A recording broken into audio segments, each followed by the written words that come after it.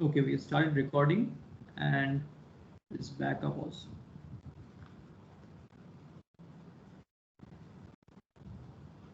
Okay, we are all set now. So we'll continue solving the problems from the tutorial sheet number 6 to be specific. And I believe all of you have seen this tutorial sheet number 6. So this is the one. So we have done a few problems yesterday. Question number 1, question number 5, question number 6, as well as question number 15. So I'll do a few more problems, at least discuss a few more problems today. So let's begin. So the next question is question number 16, which in spirit is quite similar to question number 15, but this here is a proper 3D problem. Let's first quickly draw the, the question is that we have this 25mm diameter rod. This is a bent rod and it is subjected to the loads as shown here. So as you can see, the loads are in all the 3 directions. And we are supposed to determine the state of stress on this cross section, which has been shown here at the points A and B. Okay, so we will take a cut section through this cross section so as to expose it, and then we'll draw the free body diagram.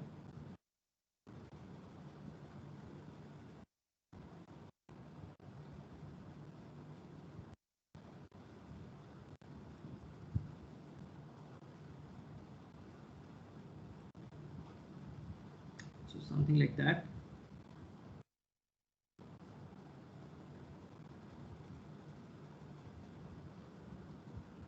And then we have the x-axis like this, the y-axis like this, and the z-axis like this. So these are the external loads. This is 375 Newton,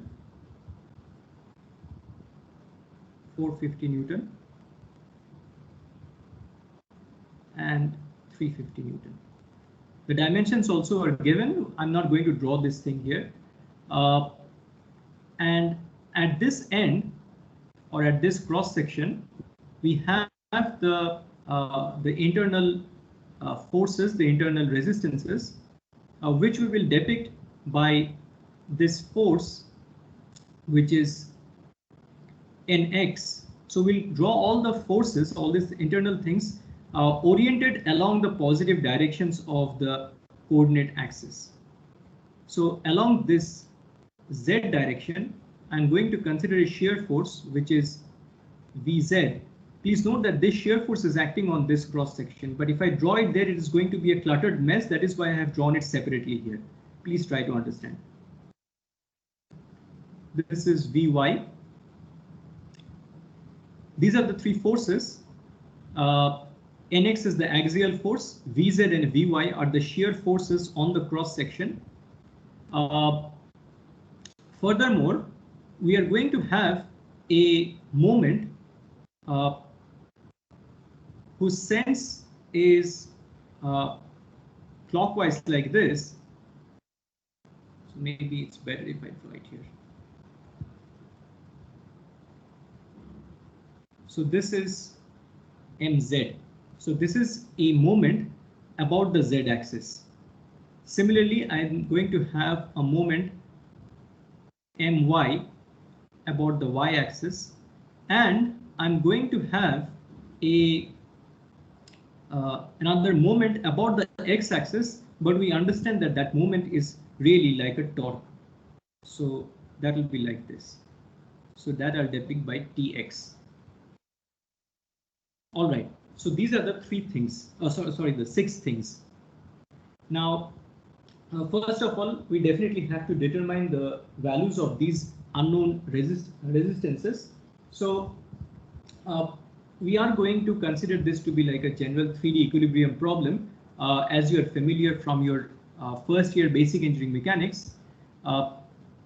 So first of all, sigma Fz equal to 0. So the force balance along the z direction, that will give us what? Tell me. The force balance along the z direction. So 450 plus Vz equals 0. Right. So Vz plus 450 Newton, that is equal to 0. So that implies Vz is equal to minus 450 Newton. Next, let's say sigma Fx equal to 0. So sigma Fx equal to 0 will give us what? One of them is Nx. Then we have Minus 350. Yes, minus 350 Newton equal to 0. So Nx is equal to 350 Newton.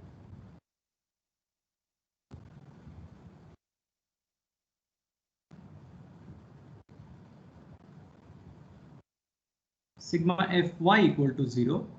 That is going to give us Vy minus 375 Newton equal to 0.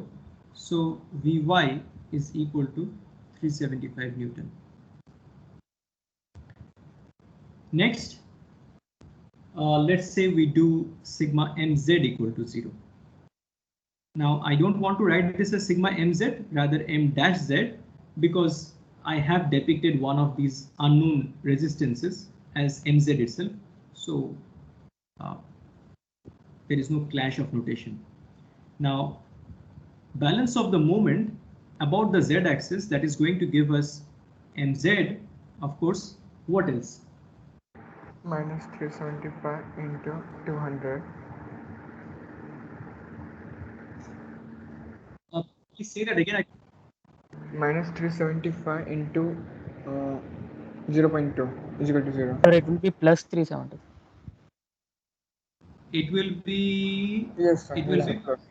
plus, it will be plus, yeah. So this is, so we are going to, so for the moment balance about the z-axis, we need to take the contribution from this 375 Newton.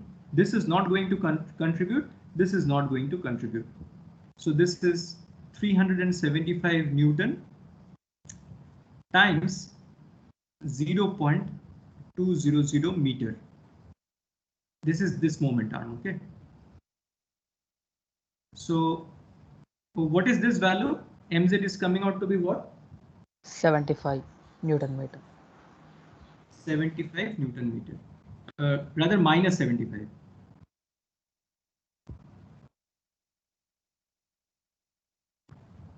Next, sigma my dash equal to 0. So moment balance about the y-axis. So this is my. Now you tell me what is the thing that is contributing? 450 into 0.2 minus 35 into 0.075. 450 into 0.2. Very good. 450 Newton into 0.2. Then minus 350 into 0.75. 0.075. Is it minus? Yeah, minus.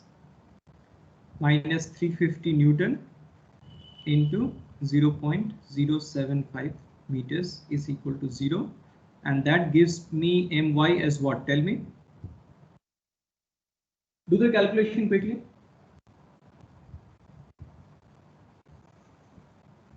So 63.750 minus 63.750. 63.750 Newton meter. And finally, I can write this also as m dash x. Okay. This is Tx. Then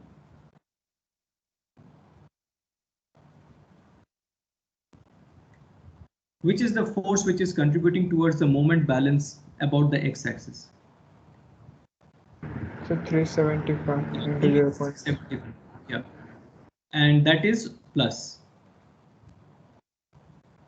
375 Newton into 0.075 meters. So this implies Tx is how much?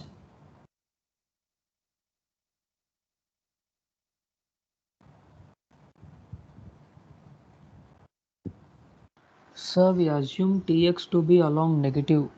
Yes, sir. It should be minus. Tx is along the positive. Oh, so my drawing is a little bit weird. So I really wanted to, so this Tx, it is, it's like this, okay, it is turning like this. Okay, not like that. I mean, had I been in a real class, I would have curled my fingers and shown you. Okay, so please understand that Tx, this orientation is along this positive x-axis, okay?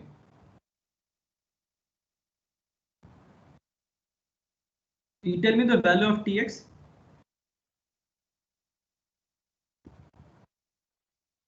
Sir, minus 28.125. Minus 28.125 125 Newton meter. All right. So these are the things. Okay. So this is one thing. This is another. This is another. And these we have.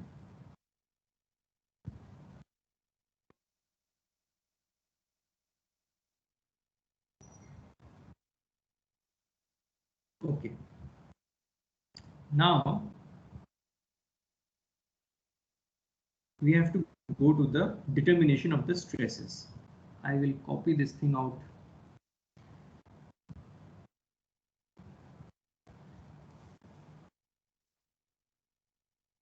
Okay. So for A, see, we also have to determine those. I will do it here. Okay.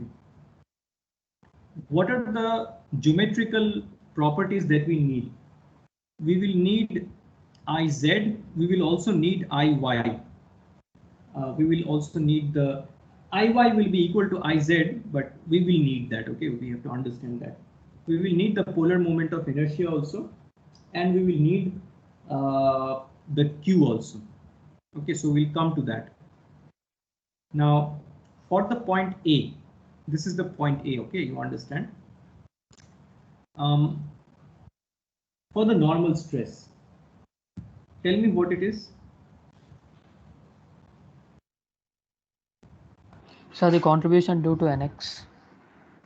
The contribution due to Nx, okay. So Nx is actually coming out to be positive, so nothing to worry about. Nevertheless, we will put this absolute values in just to be absolutely sure. So Nx divided by A. A is the area, okay. So we also need the value of the area. Area is just pi r square. R is given to us. Rather, the diameter is given to us, but okay. So we have this thing. Anything else at the point A? So we are talking about this point, okay. So please understand that we are talking about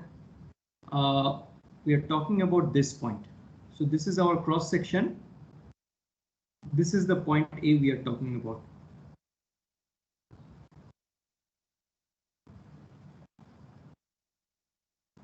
So which moment will contribute a flexural stress at point A? Sir, Mz. What about My? Sir, My or will be 0. Yes. It will be along the neutral axis. Yes. So if we consider the flexure about the y-axis, this point A is lying on that neutral axis for the bending about the y-axis. So because it is lying on the neutral axis, there is not going to be any flexural stress there.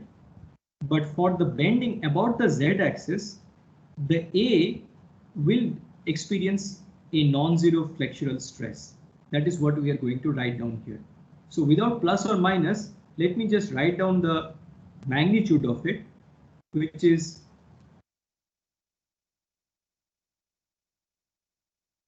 mz absolute value times the r, the distance from the neutral axis, divided by Iz. Now Iz is equal to pi by 4 pi r to the power 4. Iy is also equal to Iz. Same thing. It just happens only for a circular shaft, okay. This is plus or minus, tell me. Look at the value of mz. Mz is coming out to be minus 75 Newton meter. Minus 75 Newton meter means that actually the moment which is appearing here, it is acting like this.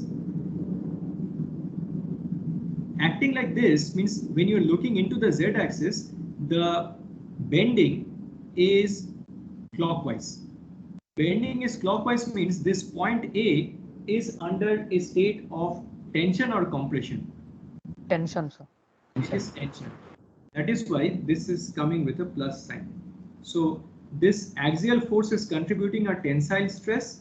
This bending is also contributing a tensile stress at the point A. Now you just have to plug in the values that you do yourself. Now regarding the shear stresses. So compared to the problem that we did yesterday, we have to be a little bit careful with the shear stresses. Okay, I mean yesterday also we had to be careful, but today you have to be more careful. So tell me what I should do. I want to determine the first of all, let me consider the Txy. So on this plane on which this A is located, this plane, I have two shear stresses. I mean, I can have infinite number of shear stresses, but respecting these coordinate axes, I have two shear stresses, tau xz and tau xy. I am going to write them down separately. Tau xy at A, what is it? So I have two possible contributions, one from the torsion and one from the shearing action due to the bending. First of all, tell me about the torsion. Yes. So it will be the stress due to torsion will be along z, so it will be 0 in tau xy. Right. So if you consider the torsion about this x-axis, okay, the torsion about the x-axis, then here at the point A, the shearing is along the z-axis. Okay, either along the positive or the negative, but it is along the z-axis. But here we are interested in determining the shear stress in the y direction. So contribution from torsion is going to be equal to 0.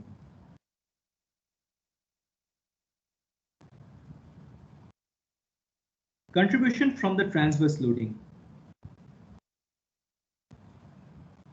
Sir, it will also be 0 because it is on the free surface. Right. So for the transverse load, first of all, just consider for a moment which shear force we are considering. Because you have two shear forces. One is Vz, the other is this Vy. This Vy is there, Vz is there. Vz is corresponding to the bending which is taking place about the z-axis, and Vy is corresponding. Vz is corresponding to the bending which is taking place about the y-axis, and Vy is the shear force corresponding to the bending that is taking place about the z-axis. So you first consider the Vy contribution. So it's something like this, that if you just look at it from the x, if you're looking into the x-axis, then this is the circular cross section. This is the point A which is sitting at the top. Okay, so this is that orientation and this is this orientation. Okay, so this is our y, this is our z. So when it is sitting here and you are considering the contribution due to the shearing force which is acting like this, this is our Vy. Of course, this is not the correct orientation. I should correct that. This is our Vy. We can possibly have some shear stress contribution in the y direction. In general, it will take place for various portions of the of this cross section like this. We have to consider these kinds of areas. But for the point A, this area is basically 0. So even though there is a transverse load Vy, but if you look at this thing, the VQ by IT formula, this Q is actually equal to 0. Okay, so this you have to understand the reason why they are not contributing. So tau xy overall for the point A, that is equal to 0. Next, tau xz again at the point A. Again, we are going to consider torsion plus transverse load.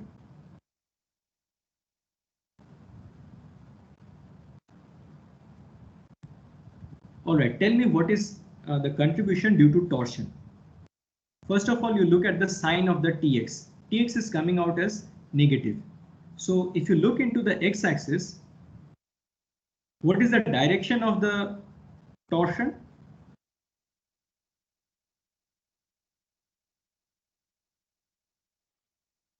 So we are looking into the x-axis here. This is our point A.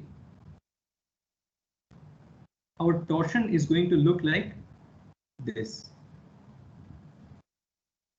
Due to this, and please don't forget that our z-axis is like this, our y-axis is like this, which means that at this point A, the shear stress tau xz due to the torsion is along the negative z-axis, is it not? Please confirm. Yes, sir, it will be along negative z. All right, so what is this value?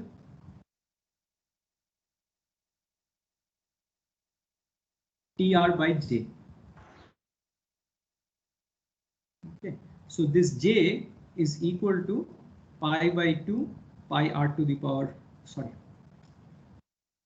pi by 2 r to the power 4. R is R, T we have already found out. This is basically the Tx. This is along the negative z direction. So let us put a minus sign here. Due to the transverse load. Okay, so we have the general formula VQ by IT. Which V are we going to talk about now? For the z direction, this is the Vz. Okay, this is the Vz. Let us put the modulus here. Okay, Vz, as you can see, is along the negative z direction. Okay, Vz is along the negative z direction. So the tau xz due to this Vz will also be along the negative z direction. The earlier one was also the negative z direction, so we are good. Now you see, if you calculate this value, you are going to end up with a negative value, okay, negative answer for this tau xz at A. But you have to understand that that negative sign is only an implication of the way that you have chosen your coordinate axis, or the way that you have been given your coordinate axis. In reality, in a real engineering professional situation, please do not report shear stresses with plus or minus sign. Okay, it doesn't make any sense. Okay, shear stress is just a magnitude. You just have to specify the direction in which it is occurring. If everyone is talking with respect to a particular coordinate frame, that is fine. Then you can report with a negative sign, but in general, don't report shear stresses with negative signs. So this is just for our understanding. Okay, because it could have happened that this is along the positive z-axis and this is along the negative z-axis. So putting the minus sign or the plus sign will actually help you to get the magnitude correctly. Okay, that is one of an important purpose here. So you can calculate this value. Okay, so we are done with point A. Next for point B. Do I have sufficient space here? I think we'll be able to do it.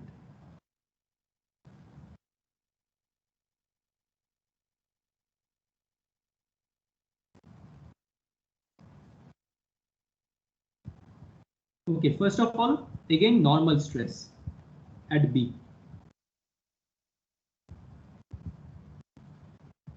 So tell me, normal stress at B.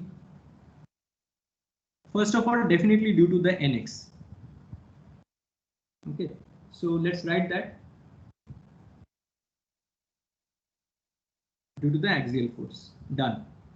Next, there must be some. Yes, tell me, some normal stress due to the. So due to mz it will be 0 as r is 0, and Due to my, there will be a non-zero value. Due to my, there will be A non-zero normal stress.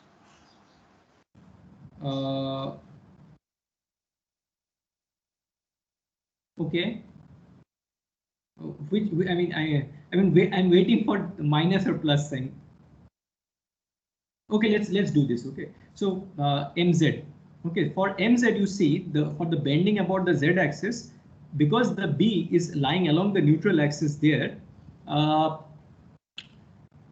It is the mz is not going to contribute any flexural stress here, but my, okay, for the bending about the y-axis like this b is far away from the neutral axis as far as it can be. Okay, so let us first write down the magnitude of this my times r divided by, this is actually iy. Of course, iy is equal to iz. Now you tell me whether this is negative or positive. Sir, negative, sir. It will be compressive. It will be compressive. Why? Explain. Sir, the side which is towards B, it would be in the downward side. I mean, the rod will be bent upwards. Yes. So it is like this, that your my value is coming with a negative sign. So even though this red colored curved arrow that I have drawn, that is for the actual my, but in reality, this is not like this. This is the other way around. Okay, this is the other way around because your my value is coming out to be negative. Okay, this is the value. Okay, this is minus 63.750 Newton meter. Okay, I remove this thing because it may create a confusion regarding the minus. I've drawn the arrow like this. If I again put a minus, then it may create a confusion. That is why I removed it. Now tell me.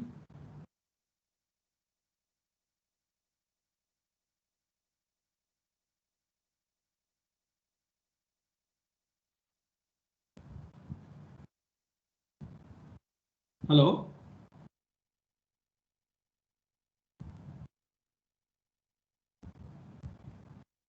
Yes, sir. Yeah, tell me. So the first component will be positive and the second component will be negative. Yes, because corresponding to this kind of a bending about the y-axis, at the point B, you have a compression taking place. Okay, because if you look down into the xz plane, if you look into the xz plane, the bending, you can see, you can understand it here. I'll just quickly draw this thing. If you look down into the xz plane, the bending of the beam, which is like this, it is taking place like this. Okay, because of this moment, the bending is taking place like this. So the point B, which is lying here, that is undergoing compression.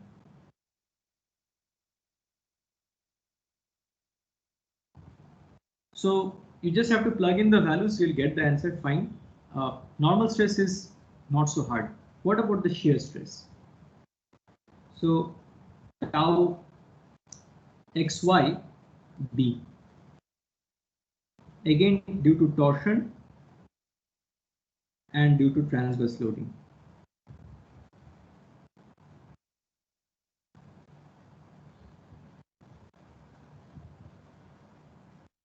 So due to torsion, it will be a positive value. I think I'm getting answer only from one guy. I'll request others to please actively think and participate also. Okay, because in this tutorial class, you don't have any pressure of losing any marks. So if you actually employ your brain to participate within the time limits of this class, you will get into the habit of thinking fast and quickly. And I'm also here to help you out. So try to think about this, the torsion. So the torsion is, let us remind ourselves that the torsion is actually having this negative value. So you can refer to this diagram also. Our B is now present here. Okay, so due to torsion, the tau xy is along the positive sense, is it not? So this is Px magnitude R by J very much with a positive sign, because when it is twisting like that, this point has a tendency of shearing upwards due to the transverse loading. Now transverse loading corresponding to this y direction. So we need to consider this Vy force. What is this Vy force? Vy force has a positive value. Okay, so this diagram is absolutely relevant for the point B also. And the shearing stress due to the Vy will also be pointing upwards. So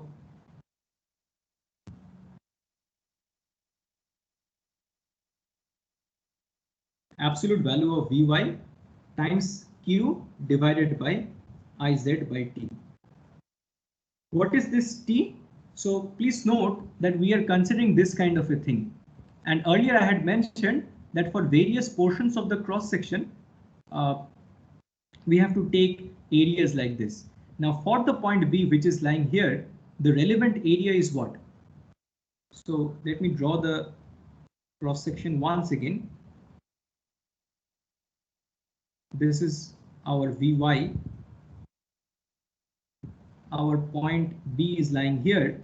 So the relevant cross section is the entire semicircle, this one.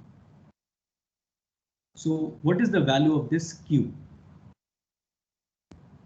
This is 4R by 3 pi times half the area of the circle. So this will come out as 2 by 3, pi and pi cancels. This is R cube. Okay. What is the T? The width of the cross section at the point B. This is twice. Okay. So this is twice R. That's all. Now quickly you tell me what is the tau xz at B. Again, you considered, I don't have much space here, so I will not write torsion plus transverse loading, but you tell me about the contribution from torsion. So torsion, it will be 0. Right, because we are considering the shear stress direction along the Z direction, and we have already seen that at the point B, due to the torsion, the shearing stress is along the Y direction. So due to torsion, it is 0. What about due to the transverse loading? So the relevant transverse loading for this case, for the Z direction, will be the Vz. So that is the correct direction or the correct force that we have to consider. But you understand that this point B is, looking at this Z direction, it is at the one extremity of this cross section. So just like the point A did not have any contribution from the transverse load in the earlier case, so also when considering the Z direction now, when you are considering the force Vz, this point B will not have any contribution from the transverse loading because of its location. Okay, not because Vz is 0 or anything, but because of its location at one extreme end of the cross section, where the Q is going to be equal to 0. So this tau xz due to B is also equal to 0. So that's it. Okay. So this was somewhat of a lengthy problem, but that's why I wanted to discuss it. Okay, this is a different sort of problem. The next one. This is the last problem of the tutorial sheet.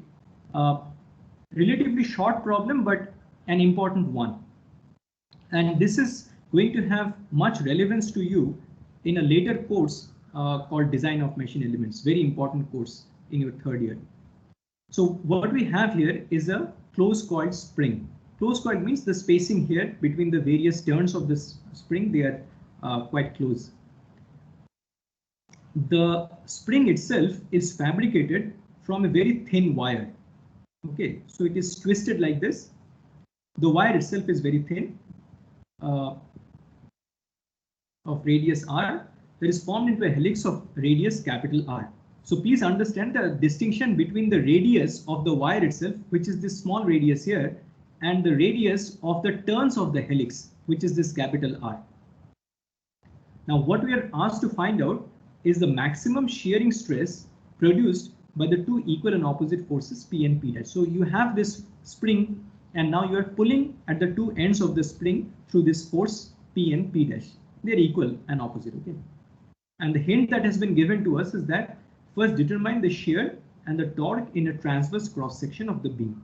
So because it's a somewhat different kind of problem, the hint and the diagram has been practically given to us. So this is the transverse cross section that is being talked about. Okay, this is what is meant by this thing, this transverse cross section. This is the transverse cross section. So at this transverse cross section, you understand that there will be a torque.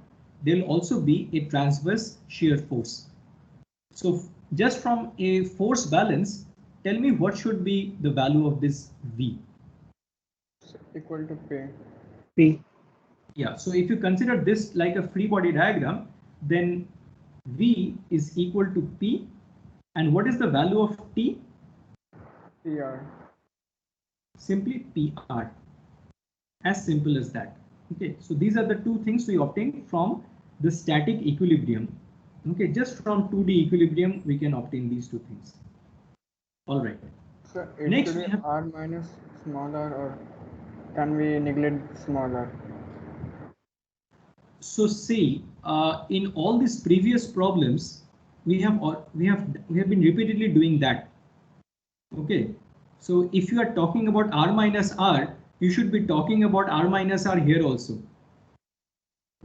Okay, all this Tx that we have found out,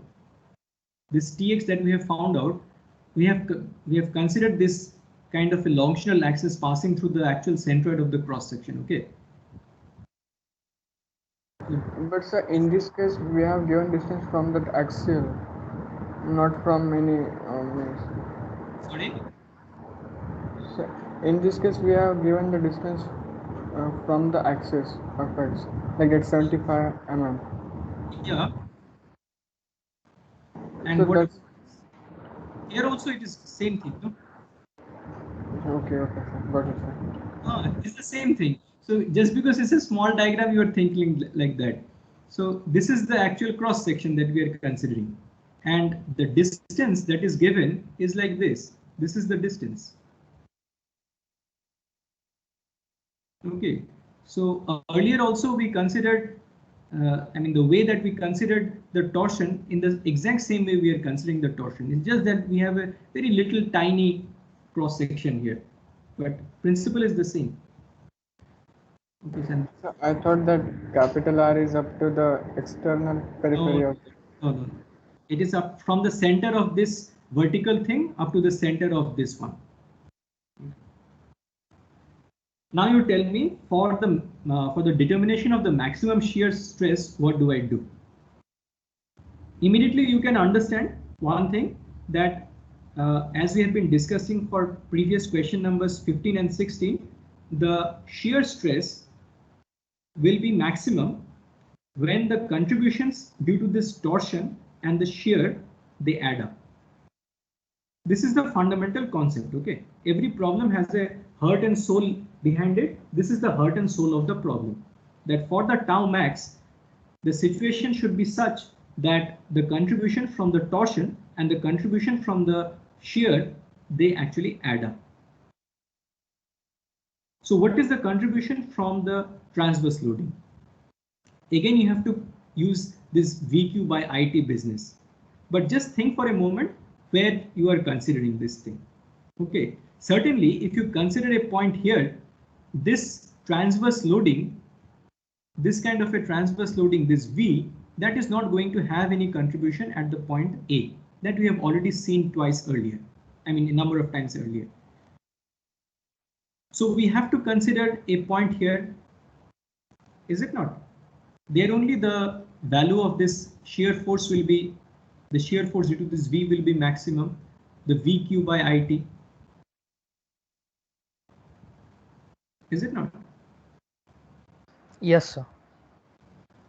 Okay, don't be too confident about it, because you understand that if you take a point here, if you take the point here, okay, the Q is less, but it's so what I'm trying to say is this: VQ by IT, right?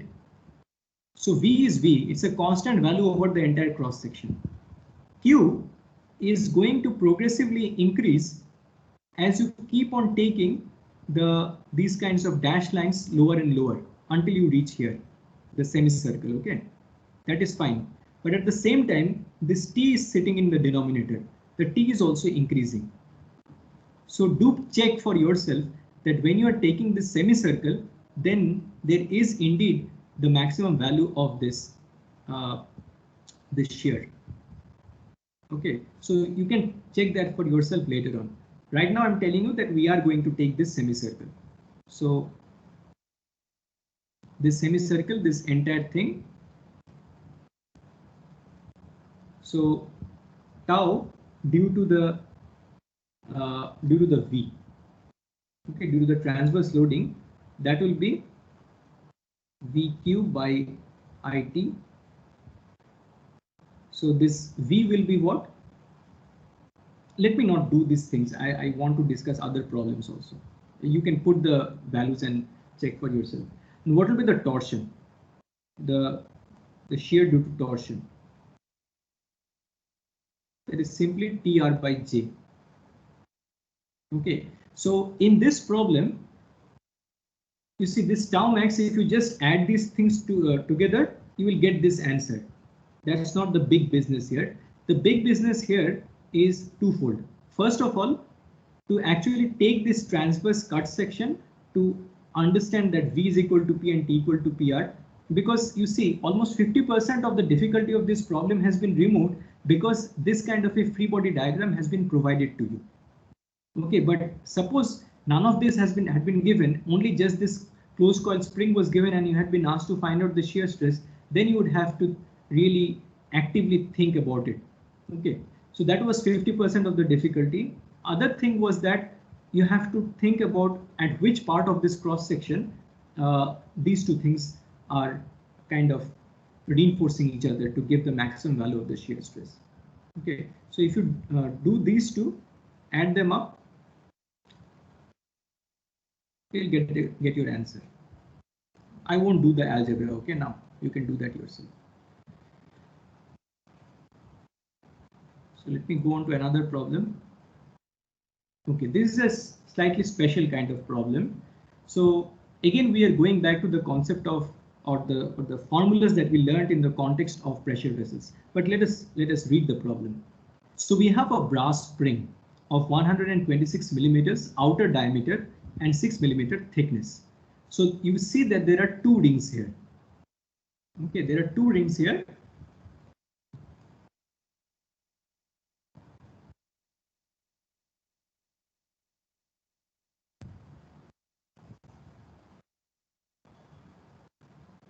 I hope this is better now. Okay, this inner thing, this darker gray one, that is the brass one, and the outer one is the steel. Okay, and it is mentioned that this brass ring, sorry, it should be exactly, okay, fits exactly inside a steel ring of 126 millimeter inner diameter. So outer diameter of the brass ring is equal to the inner diameter of the steel ring. The steel ring thickness is 3 millimeter. And this kind of a situation exists when the temperature of both rings, it's filled with spelling mistakes. Okay, I'm really sorry about it. When the temperature of both rings is 10 degrees centigrade. Now, knowing that the temperature of both rings is then raised to 52 degrees centigrade. Okay, so a 42 degrees centigrade increase in temperature. What we are supposed to find out is the pressure exerted by the brass ring on the steel ring and the tensile stress in the steel ring. So in terms of the algebra that you have to do, there is not much, but in terms of the concepts, there is something here. There's something going on here. Okay, so let me give you the outline of the solution and you can get a hang of what is going on here from that. So first of all, we note that the formula which we had learned in the context of pressure vessel can actually be used here also. So considering the steel ring, so first of all, for steel, let us suppose that at this elevated or increased temperature of 52 degrees centigrade, let the pressure between the brass ring and the steel ring, that be P. Okay, we don't know what the P is, we have to find that out. Let that be P. So it is something like this, that you have a pressure vessel which is acted on by an internal pressure. So I'm asking you to imagine this steel ring to be like a section of a pressure vessel which is subjected to this internal pressure of P, that P itself is not known to us currently. And that P, the source of that P is actually the tendency of this brass ring which is present inside to expand out. As it is trying to expand out, it is getting some resistance from the steel ring, which is how the pressure develops between them. So what will be the value of the hoop stress? That is the stress along this circumferential direction in the steel ring. So for the steel, this is going to be PR by T. We know this dimension R, we know this thickness also. We don't know this P, so we'll keep it in terms of the P. Now tell me, do I have a longitudinal, so this is sigma h as hoop and sigma as longitudinal. Do I have any longitudinal stress for the steel ring or the brass ring? No, sir. This is actually going to be equal to 0. Why this is going to be 0? Because at this end or that other end, it is completely free. It is no end hemispheres or anything, or no end plates are welded here. It is free to expand in this longitudinal direction. That is why no stresses are developed in this longitudinal direction. Now, corresponding to this stress, we have epsilon s. That will be what? 1 by E sigma s hoop minus nu sigma s longitudinal plus sigma s radial. As before, we are going to approximate this to be equal to 0. This we have already seen to be equal to 0. The only thing that survives is this one. So this is PR by ET. We have to be careful to note that this Young's modulus is the Young's modulus of steel. Okay, so this T is also the T of steel. This R is the R of steel. So we have this thing, but let us not forget that just like the brass ring inside is expanding, the steel ring is also expanding. It is also, after all, a metal. And as you can see, it does have very much a coefficient of thermal expansion. Okay, both the steel and the brass has a tendency to expand as a result of the increase in the temperature. Okay, so we should not be satisfied with just imagining that it is only the brass ring which is expanding. And I'm sorry that I'll be probably taking this class till 11 o'clock. Okay, to finish this. So what do you think will be the contribution to the steel because of the increase in the temperature? Actually, it is given here.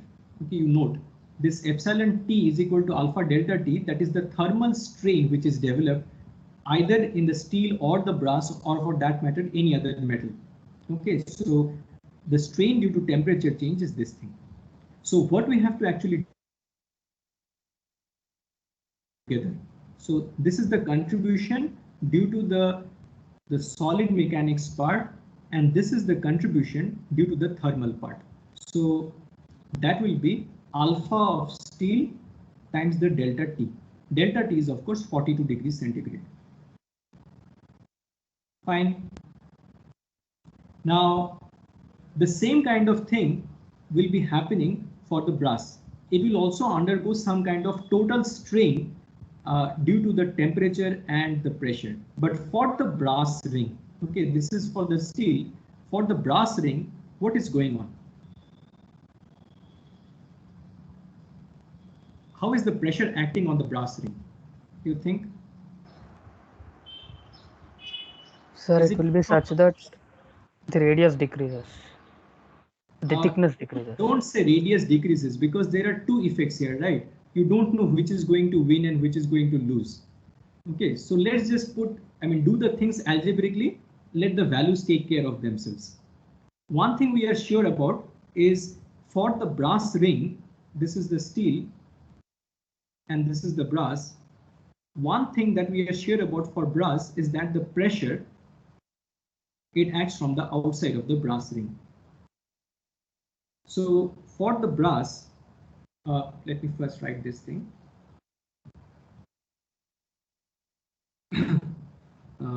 Sigma will be, tell me what is it?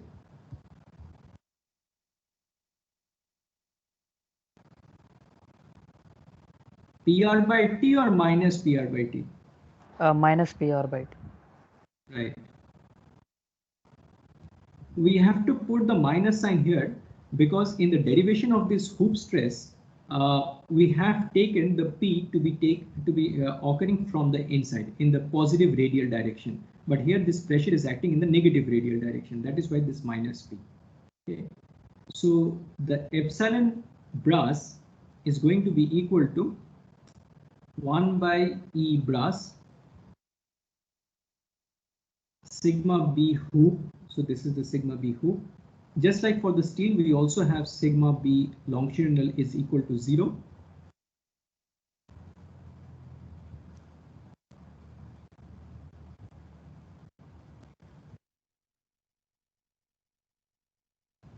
So this is approximately 0. This is equal to 0. The only thing that survives is this thing. And we have to also remember to take the contribution from the thermal strain. So the overall what we are obtaining is minus PR by EBT, and all of this is for brass. P, however, is not just specifically for brass or steel. P is common between steel and brass. And this will be alpha brass delta T. Now, how do we solve this problem? We have obtained these two things, but how do we actually solve this problem? How do we actually determine the pressure? What is the thing which is common between the two things? Is it the strain that is common? Should we be equating epsilon S and epsilon B, or should we be equating something else? So the gap between them would be 0. The gap between them will be equal to 0. So initially our brass ring and our steel ring, so this is our brass and let's say this is our steel, they were like this. After expansion and all this business, then also they will be like this. So there is we have to ensure that there is no gap between the outer radius of this brass and the inner radius of this steel. And that can only happen if the circumferential increase in length of the steel is equal to the circumferential increase in the length of the brass. Okay, if they are expanding in such a way that the circumferential increase in the length of the brass of the steel is equal to the circumferential increase in the length of the brass, then it will be automatically ensured that there is no gap between them, and that can be ensured. So we have to ensure that delta L, so delta L circumference for the steel is equal to delta L.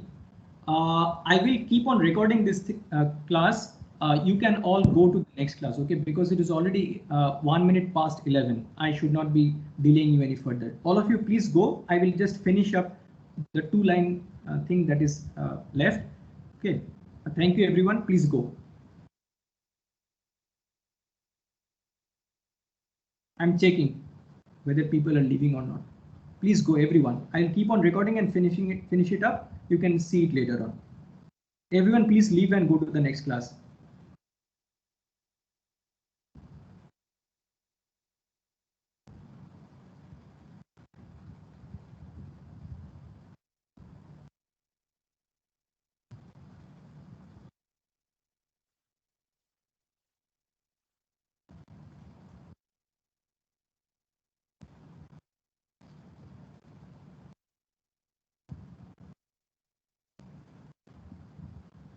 Everyone, please go to your next class.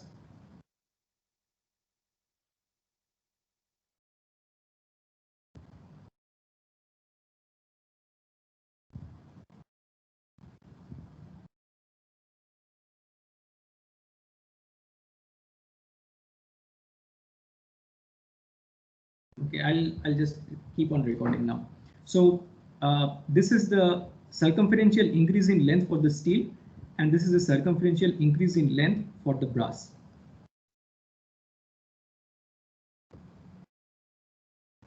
Now this thing is going to be equal to so twice pi r steel times the epsilon steel twice pi r brass into the epsilon brass. So this twice pi and twice pi will cancel, of course, and this epsilon s we substitute from the previous page, and epsilon b we just substitute from here, and this is going to give us an equation in the unknown pressure,